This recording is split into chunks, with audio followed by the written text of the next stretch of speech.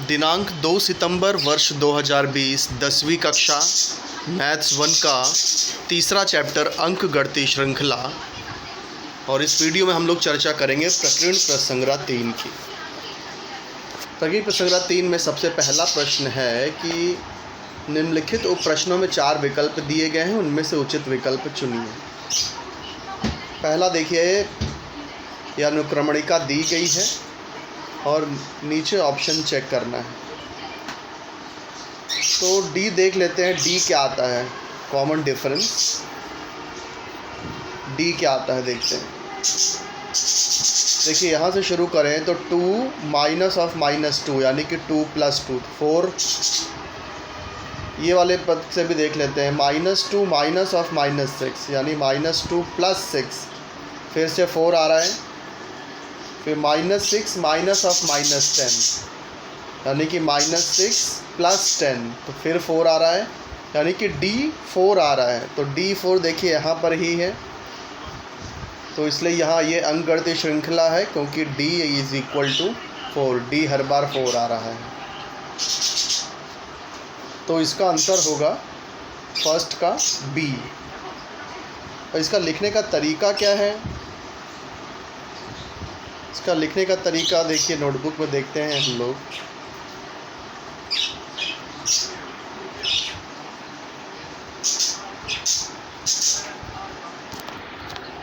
देखिए कैसे लिखना है, एग्ज़ाम में आपको फर्स्ट का फर्स्ट आंसर लिख रहे हैं तो ये इस तरह से फर्स्ट का B। आंसर क्या है, ये अंकगणित श्रृंखला है क्योंकि D = 4। सेकंड का देखिए कैसे करना है। सेकंड का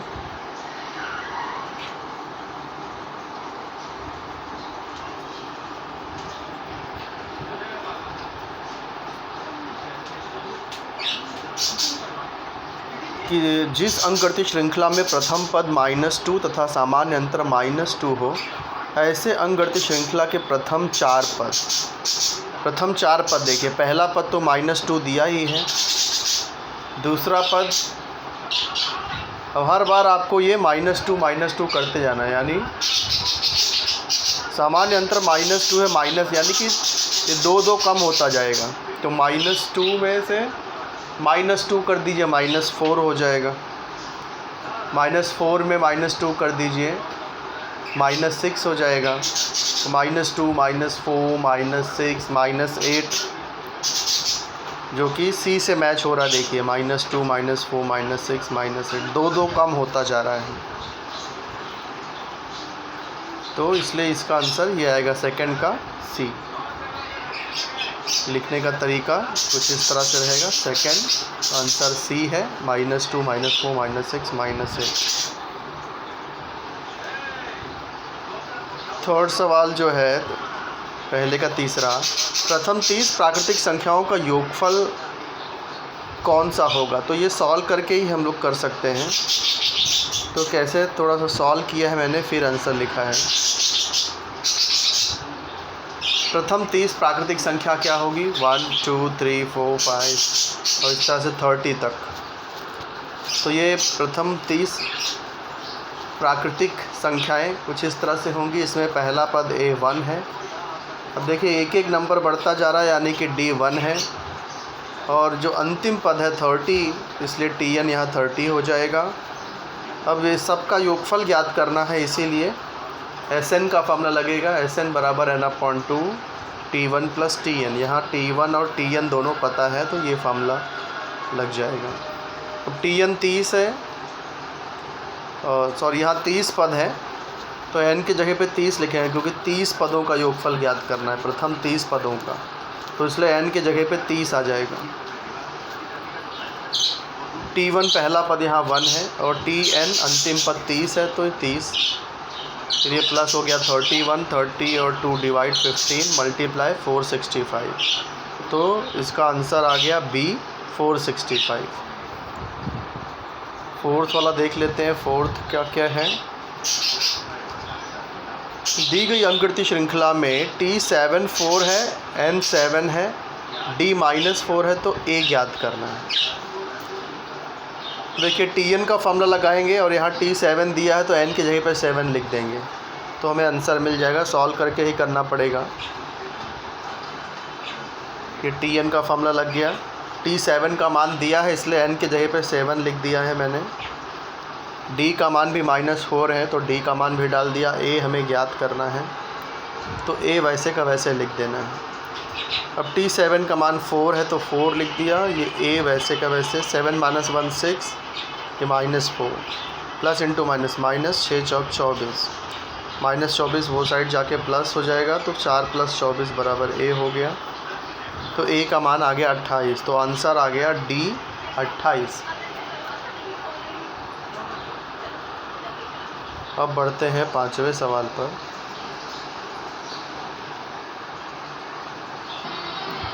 पाँचवा सवाल, एक अंकगणितीय श्रृंखला के लिए A 3.5 D 0 हो तो Tn कितना होगा वो ज्ञात करना है। फिर से Tn का फॉर्मूला लगेगा।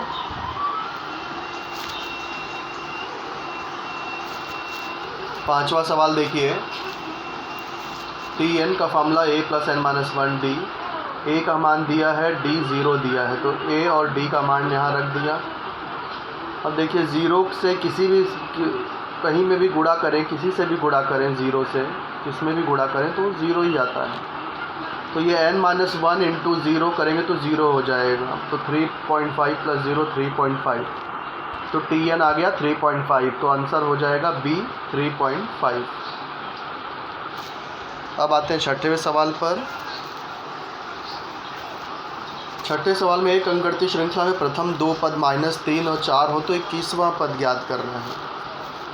प्रथम 2 पद दिए हैं, पहला पद दूसरा पद, तो यानी कि यहाँ A और D पता चल जाएगा। A और D का मान 21वां पद ज्ञात करना है, यानी कि n 21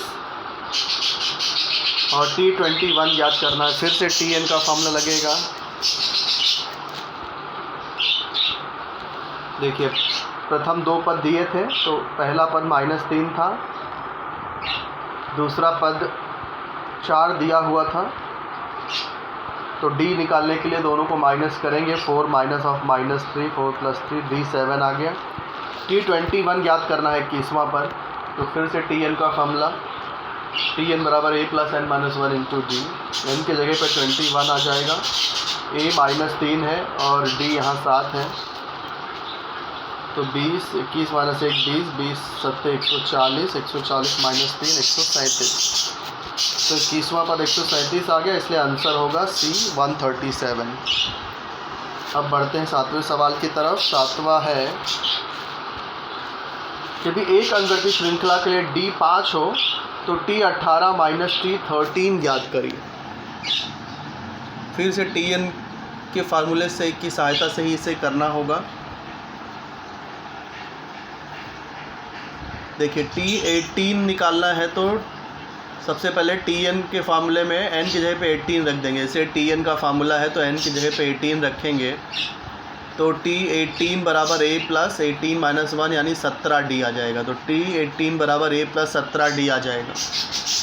D का मान 5 दिया है, 17 × 5 = 85, नंबर 1 पहला समीकरण।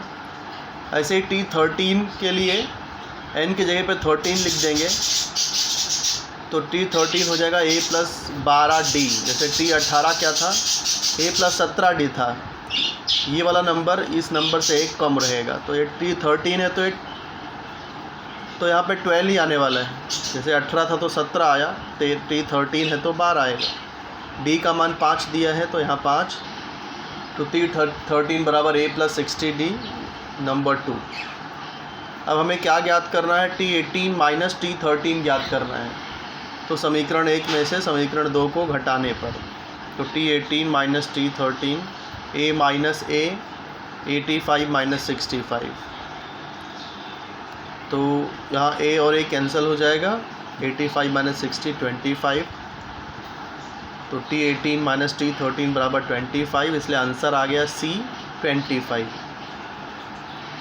8वें सवाल पर चलते हैं।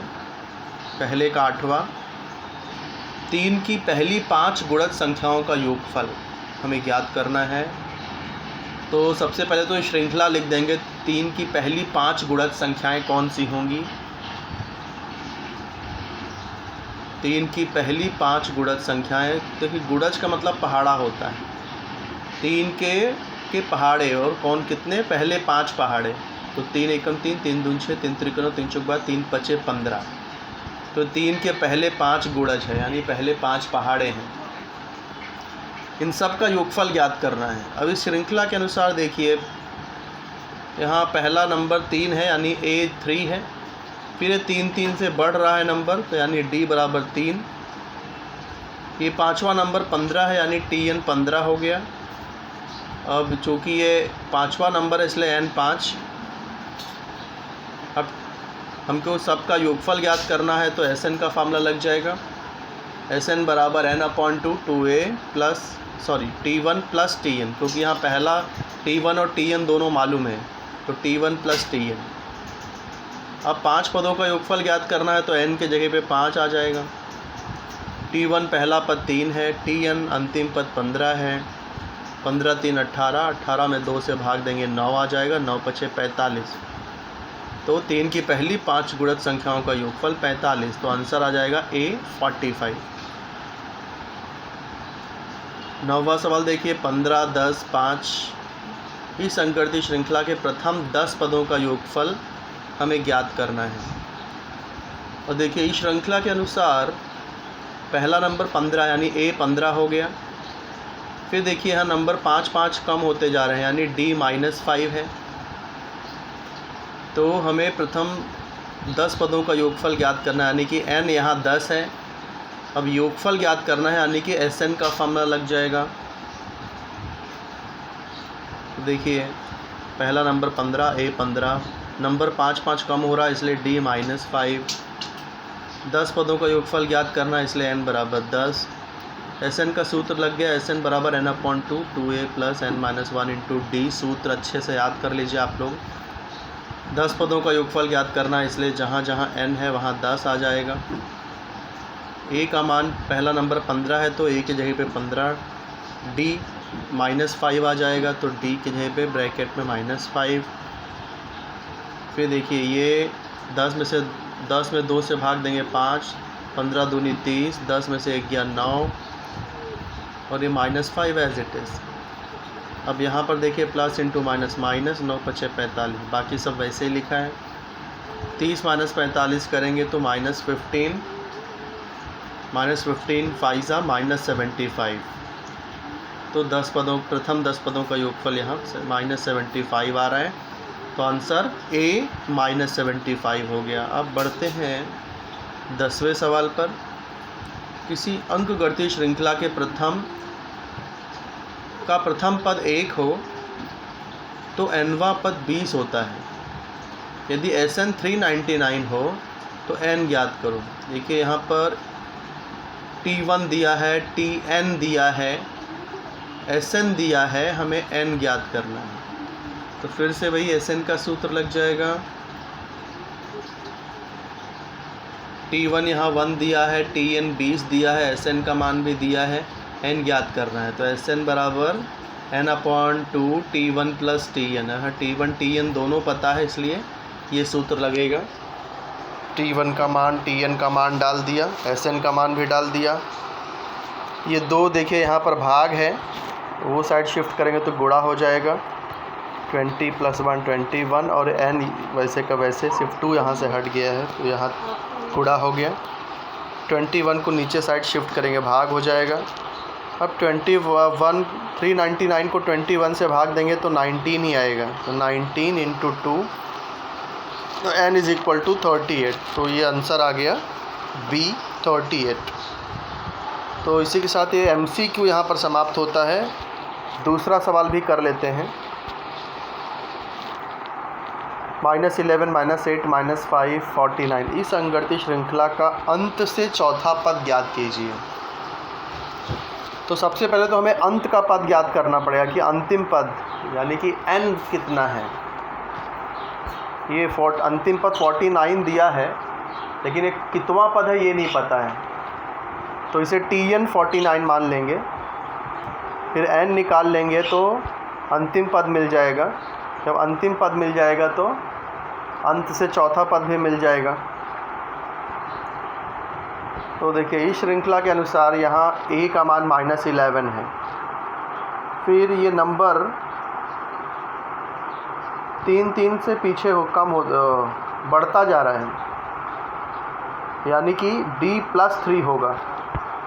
माइनस वाला नंबर जब छोटा होता है तो उसे बड़ा ही कहा जाता है, क्योंकि सारे ऐसे तो 11, 8, 5 ऐसा लग रहा है कि नंबर छोटा हो रहा है, लेकिन ये संख्या माइनस में है इसलिए छोटी संख्या बड़ी होगी। और वैसे भी देखिए -11 से 49 की तरफ ये प्लस में नंबर आ गया, यानी ये बढ़ रहा है नंबर। तो कितना कितना बढ़ रहा है? 3 3 बढ़ रहा है, तो D+3 हो जाएगा। तो A-11 D+3 TN 49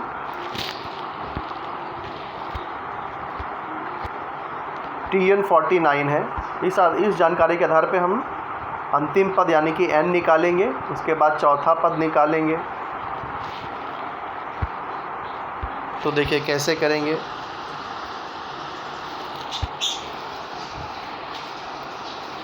यह अंकगणितीय श्रृंखला है। A पहला पद -11 है, यानी A-11। अब नंबर 3 3 नंबर बढ़ता जा रहा है तो D 3 हो गया। 49 TN 49 है। TN बराबर A + n-1 into D। TN 49, तो A का मान -11 प्लस n-1 D का मान 3। -11 उधर जाके प्लस हो जाएगा तो 49 + 11 60 हो गया। ये 3 वहाँ जाके भाग हो जाएगा तो 20 हो जाएगा। n-1 20। अब -1 राइट साइड में जाके प्लस हो जाएगा तो n बराबर 20 + 1 यानी 21। तो अंतिम पद 21 हो गया। तो अंतिम से अंत से चौथा पद क्या हो जाएगा? n में से 3 को माइनस कर दीजिए। वैसे भी आप देखेंगे तो देखिए 21 के बाद 20, फिर 19, फिर 18, चौथा पद 18 ही आ रहा है। तो आपको यहाँ n में से 3 माइनस करना पड़ेगा। 21, तो n 21 है, तो यानी 18वां पद। अंत से चौथा पद कौन सा है? 18वां पद है। तो हमें 18वां पद ज्ञात करना है, तो TN का सूत्र लग जाएगा। n की जगह पे 18 लिखेंगे। A का मान -11 पता ही है, T का मान 3 वो भी पता है। फिर ये 18 - 1 17, 17 3 51 हो जाएगा। 51 में से 11 को माइनस कर देंगे तो 51 में से 11 को माइनस करेंगे, 40 आ गया। तो अंकगणितीय श्रृंखला का अंत से चौथा पद 40 है। तो आज के वीडियो में इतना ही करते हैं, क्योंकि वीडियो फिर काफ़ी लंबा हो जाएगा। आगे का जो भाग है प्रकृति पर संग्रह 3 का जो बचा हुआ भाग है वो अगले वीडियो में मैं शेयर करूंगा। आप लोग इन सवालों को अच्छी तरह से समझ करके अपने नोटबुक में हल करिए और उसे ग्रुप में शेयर करिए। कोई परेशानी हो तो आप मुझसे संपर्क कर सकते हैं, कमेंट में भी पूछ सकते हैं, अथवा डायरेक्ट फ़ोन या मैसेज करके भी अपने डाउट क्लियर कर सकते हैं। धन्यवाद।